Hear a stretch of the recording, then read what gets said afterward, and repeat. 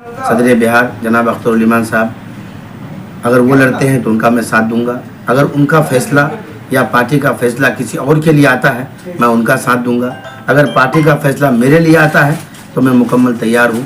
Party का फैसला मेरे लिए, मेरे सदर का फैसला मेरे लिए सबसे आगे है। ये दोस्तों, एमआईएम के बिहार प्रदेश महासचिव हाजी नाहिद गनी के ऑफिस में मौजूद हैं। कैसे पार्टी में जुड़े हैं, किस उद्देश्य से जुड़े हैं, उनसे मुलाकात भी करेंगे, उनसे बातचीत भी करेंगे। एमआईएम जो है, मैं इसलिए चुना कि एमआईएम हमारे सीमांचल वासियों की आवाज़ है। सीमांचल वासियों का जो गूंगापन था, यानी दिगर दलों ने, दिगर पार्टियों ने सीमांचल वासियों की ज़बान छीन ली थी। यानी इनको क्या किया था कि सीमांचल वासियों को वोट के नाम पे इनको इस्तेमाल करके इनकी ज़बान पे हमेशा उन्होंने ताला लगा रखा था। यानी सीमांचल का आदमी सिर्फ वोट करे आंख बंद करके, वो सिर्फ ये देखिए कि ये पंजा है, हमें पंजा पे बटन दबाना है, ये लालडीन है, हमें लालडीन पे बटन दबाना है, ये तीर है, हमें तीर पे बटन दबाना है।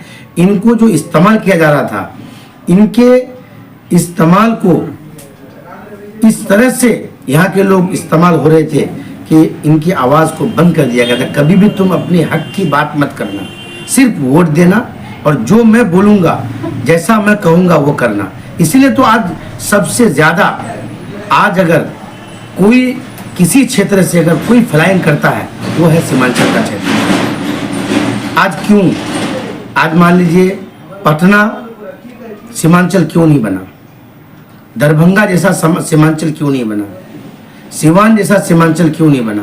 क्योंकि इन्हें इस्तेमाल किया गया। जब मैंने देखा कि नहीं, एक ही पार्टी है जो सीमांचल की बात करती है, जो सीमांचल वासियों के लिए लड़ाई लड़ रही है, जो सीमांचल वासियों को आवाज़ देने की कोशिश करती है, वो है एमआईएम। इसलिए मैं एमआईएम पार्टी ज्वाइन किया।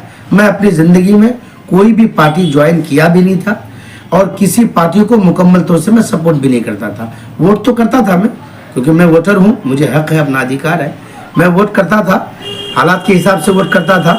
लेकिन लड़ाई हमारी थी, आज से नहीं, शुरू से ही। मेरे दादा थे, उनकी भी लड़ाई थी, यहाँ के लोगों के लिए लड़ते थे। हमारे चाचा वो लोग थे, अल्हम्दुलिल्लाह वो लोग भी राजनीति में थे, वो लोग भी, हमारे चचेरे भाई हैं वो लोग भी राजनीति में हैं, हमारे चचेरे भाई हैं वो भी 2 बार समिति रह चुके हैं, उनकी भी लड़ाई है। लेकिन हमारी जो खास लड़ाई है, यहाँ की गोयाई की लड़ाई थी। यानी यहाँ के गोयाई को जो छीना गया था, आवाज़ को छीना गया था, उस आवाज़ को हम लौटा रहे हैं। यानी दोबारा हमें आवाज़ मिल रही है एमआईएम के जरिए से कि हमने बोलना सीखा है, हमें हक मांगना आया है। आज अगर नदी कटाव है, गंगा जैसी नदी, जमुना जैसी नदी का इंतज़ाम हो सकता है, तो हमारे कनकई, हमारे और दिगर नदियों का इंतजाम क्यों नहीं हो सकता है? ये छोटी छोटी नदियां हैं, हमारे महानंदा का इंतजाम क्यों नहीं हुआ? क्योंकि हमारे साथ ये इंसाफ नहीं हुआ, हमारे साथ नाइंसाफ़ी हुई है।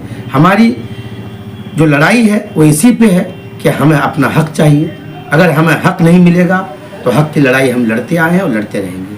हमें जब तक हक नहीं मिलेगा, सीमांचल के लिए हम लड़ते रहेंगे और लड़ते आए हैं और मरते दम तक लड़ते रहेंगे।